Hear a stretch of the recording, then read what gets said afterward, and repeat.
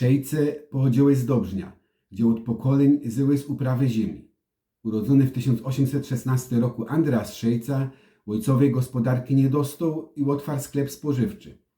Jego dzieci w większości posły jego ślady i pootwierały sklepy we wioskach, w których się pożenili. Urodzoną w 1849 roku córka Hedwig i jej drugi chłop Sylwester Zając przez jakiś czas dzierżawili w Krościcach dom, w który prowadzili mały sklep kolonialny. Po krótkim czasie sklepy te zaczął kierować młodszy brat Heydle Józef Szajca, urodzony w 1857 roku. Józef wyuczył się za kupca w Opolu. Naprzeciw sklepu od ciotki Heydle, w której Józef był zatrudniony, mieszkała Franciska Rek, która wpadła w oko Józefowi i po weselu w 1880 roku kupili oni bałplac i postawili swój dom, w którym Józef otwarł swój własny sklep. Geschäft leciał tak dobrze, że za pół lat wybudował nowy, większy sklep po drugiej stronie drogi, który też leciał bardzo dobrze. Józef chorował na przewlekłą gruźlicę krtani i umarł na ta choroba w 1895 roku w wieku 38 lat. Józef i Franciska mieli 9 dzieci. Z pierwszych 4 żaden nie dożył pierwszego geburtstaku. 5. dziecię był Paul, urodzony w 1886 roku, który po skończeniu w Opolu gimnazjum przejął ojcowy sklep prowadzony od śmierci ojca przez matkę. Paul Szejca miał wyjątkowo zyłka do interesu i dobre przeczucie, za co się wziąć. Najbardziej wybił się handlując centryfugoma. Centryfugi były to choćby wirówki, w których świeże mleko dzieliło się na chude mleko i śmietonka, którą się potem w maśnickach działało na masło. Paul Szejca wyczuł nowy trend i dbał o reklamę. Reklamował się w gazetach niemieckich, ale też i w polskojęzycznych. Te reklamy były dość wielkie.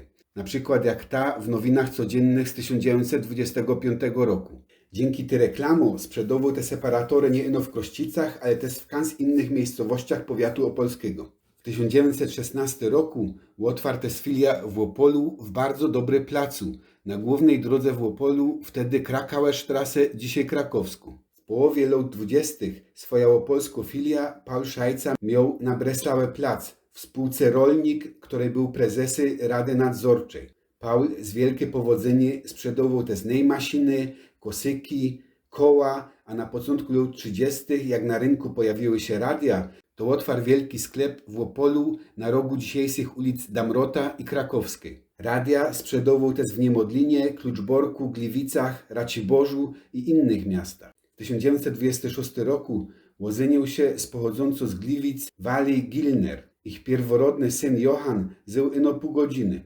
W 1929 roku urodziła się jej córka Teresa. Niewątpliwie Paul Szejca zawodowo odniósł wielki sukces i należał do najbogatszych mieszkańców Krościc. A prywatnie? Powiedzcie mi, jako Szejca gołdał w domu? Po śląsku się, po polsku się, po niemiecku? Tak po śląsku. Po śląsku gołdali, jak?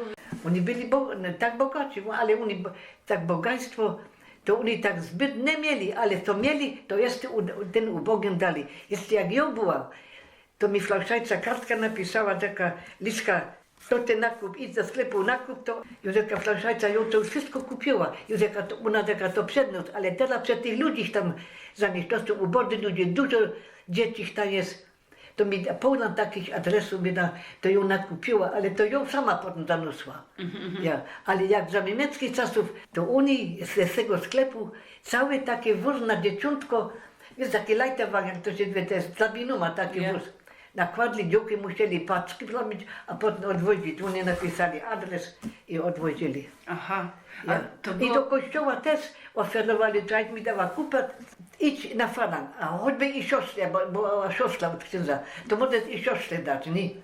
Albo do kościoła wczepnij do kosyczka, oni dużo oferowali, to muszę powiedzieć. Ale to było po wojnie, a oni byli prywatni, oni mogli tak prywatnie? Nie domiarowali ich nic?